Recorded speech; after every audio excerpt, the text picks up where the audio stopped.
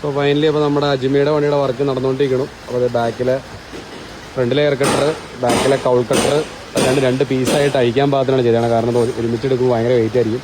ഇനിയിപ്പോൾ ഇതിൻ്റെ മുകളിൽ വേറൊരു എയർ സ്കൂപ്പ് വിത്ത് സ്പോയിലർ വരും. ഇതൊരു യുണീക്ക് സാധനമായിരിക്കും. പുറത്തുള്ള വണ്ടികളിലുള്ള തന്നെ ഉള്ള സെറ്റപ്പാണ് നമ്മൾ ചെയ്യാൻ ഉദ്ദേശിക്കുന്നത്. നമ്മുടേതായ ചെറിയ മാറ്റമാണ് അത് വരുത്തും. ഇത്ര സാധനങ്ങളാണ് പിന്നെ ചെയ്യുന്നത്. പിന്നെ ബാക്കിൽ കുറച്ച് വർക്കുണ്ട്. അപ്പോൾ ഇത് കഴിയുമ്പോൾ കാണിച്ചു തരാം കേട്ടോ.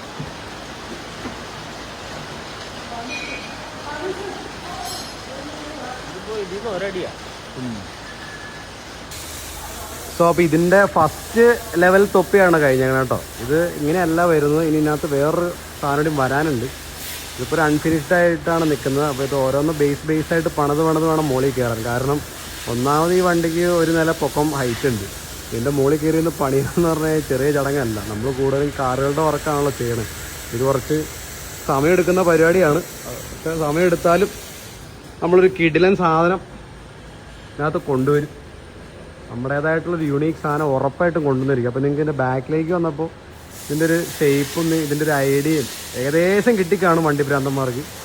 ഇനി ഇതിനകത്തൊരു കിടുക്കാച്ചി ഒരു എയർ സ്കൂപ്പ് ഇനിയാണ് വരാൻ പോണത്. അപ്പോൾ വെയിറ്റ് ആൻഡ് സീ.